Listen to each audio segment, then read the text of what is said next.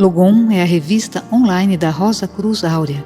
Esperamos que a Logom possa adicionar algo à sua vida, inspirá-lo a fazer novas perguntas e alimentar sua busca por respostas. Seja bem-vindo. O karma pode acabar?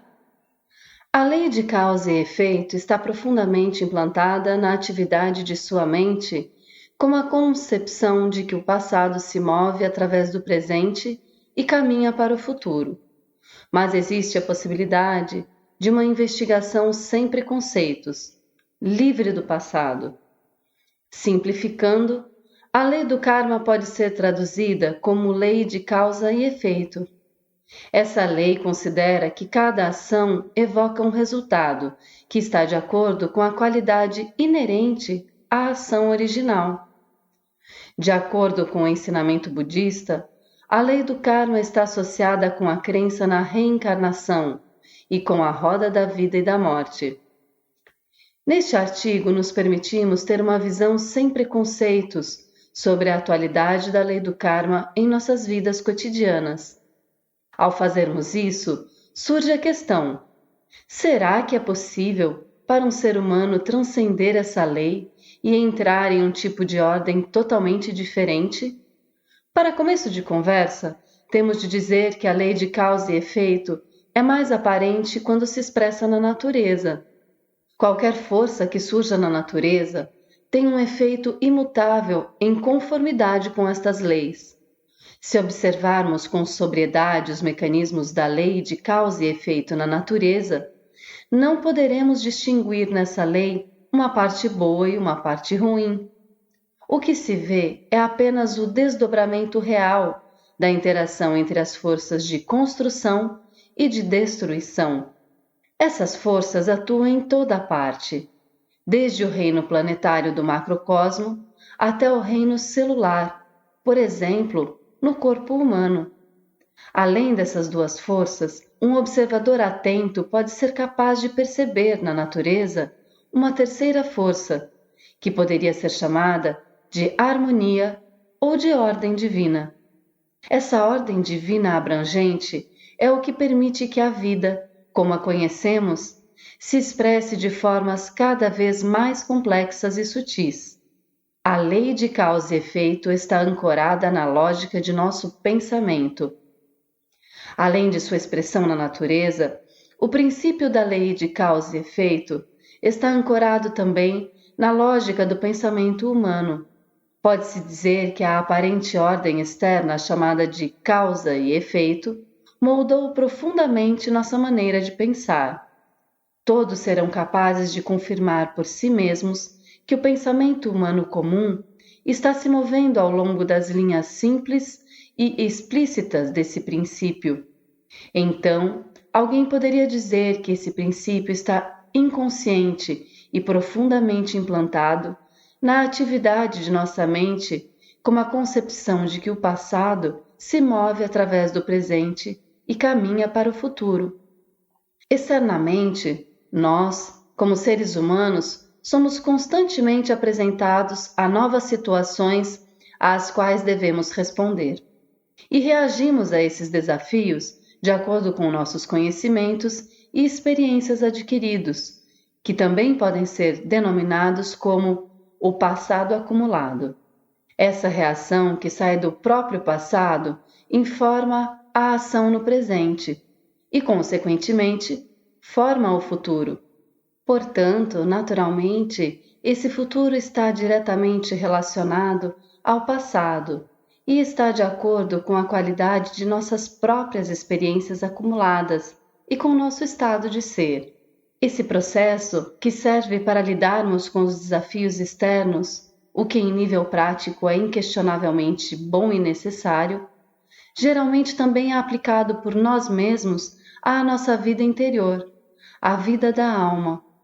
Aplicamos um princípio da esfera do tempo-espaço a um ser potencialmente atemporal. Ou seja, enfrentamos os desafios e as forças internas que surgem em nós, emoções, desejos, medos e assim por diante, com nossos conhecimentos e experiências acumulados, com o nosso próprio passado. Com base nos alicerces do passado, tentamos superar, manipular ou direcionar esses aspectos de nosso interior. Ao fazermos isso, ligamos-nos ao tempo e à lei do karma e continuamos tecendo seu fio naquilo que somos nós. É bastante simples observar que agimos em nosso mundo interior por meio do passado acumulado. O que pode não ser tão óbvio é que a base, a partir da qual agimos nesse processo, não sofre nenhuma mudança significativa. O conhecimento acumulado pode aumentar, a experiência adquirida na forma de memória pode expandir um pouco, mas ainda assim, a natureza real de nossa ação permanece a mesma. Permanece o mesmo movimento de acumulação, de fragmentação, de confusão, de intenções conscientes e inconscientes que se transferem para o futuro e tentam exercer influência sobre ele. O que é descrito aqui como passado é em essência aquilo que somos e o que vivemos. Em resumo, é o que chamamos de eu e meu. Isso inclui minhas memórias, minhas experiências, minhas crenças, minhas concepções, meu caminho, meus desejos, meus problemas, meu prazer, minha tristeza, minha prosperidade, minhas realizações. É esse movimento do eu do passado, que está por trás da lei da causa e efeito, ou lei do karma.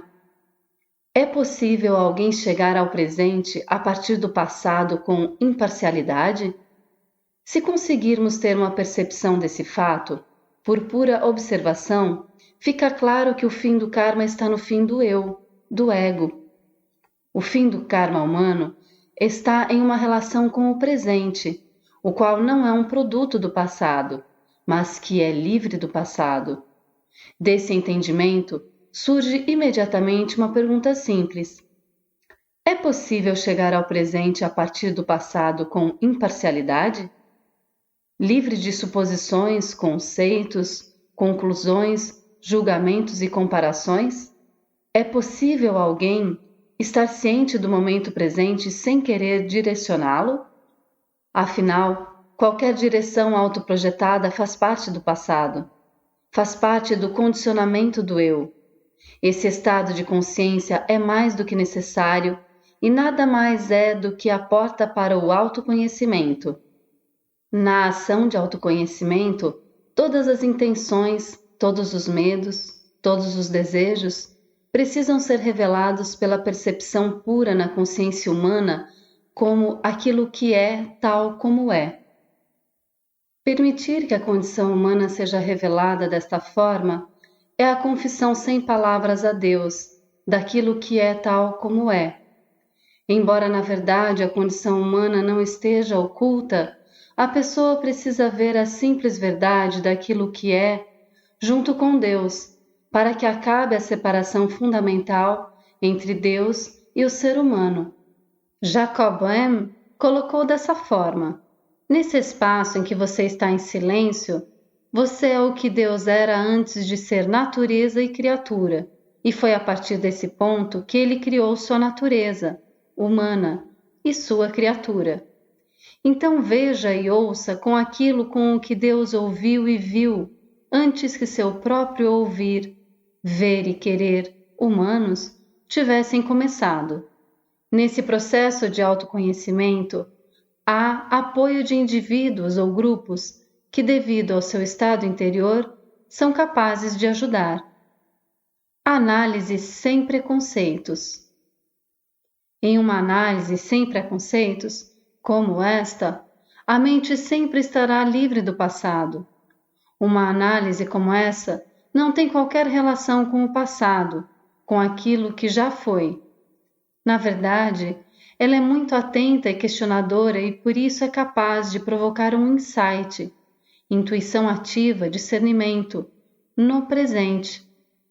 Somente nesse processo de constante morte do passado, com amor e com insight, vai poder surgir algo inteiramente novo na cabeça e no coração humano, do qual brotará uma nova ação.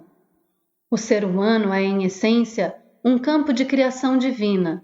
No entanto, vivemos geralmente em um estado no qual o ego, o eu, sempre age como um criador nesse campo de criação. Dessa forma, o eu está sempre recriando seu próprio ser limitado, que é o passado, que é do tempo. É a vontade do eu que traz com ela essa forma de criação. Esse processo descrito na consciência humana é a causa da escravidão fundamental do ser humano, a lei de causa e efeito, a lei do karma. Por meio do discernimento, abre-se na consciência simples um espaço de silêncio, um espaço que tem sensibilidade para perceber a ordem abrangente da criação divina. Quando a mente e o coração humanos estão se abrindo dessa forma, desabrochados pelo movimento do passado, a ordem divina, a vontade divina, pode brilhar cada vez mais profundamente em nosso santuário da cabeça, e a partir dele, em um processo contínuo, poderá penetrar em todo o nosso sistema e em toda a nossa esfera viva. O processo assim descrito é comparável ao florescimento de uma rosa em um lugar silencioso, o lugar do não ser. Assim, criação se desdobra e livre do tempo e do espaço de nossa ordem natural. Desse modo, uma nova consciência pode surgir, livre do bem e do mal, livre do eu. Então a ordem divina toca nossos aspectos cada vez mais profundos como seres humanos, aspectos que, antes nós mesmos mantínhamos fechados. Devido à mudança fundamental assim descrita, começamos a viver fora deste campo da ordem divina e passamos a participar do movimento da criação divina. Consequentemente, da mesma forma, saímos da velha ordem do karma. Finalmente, a escravidão do karma vai sendo dissolvida nesse contínuo processo de transformação.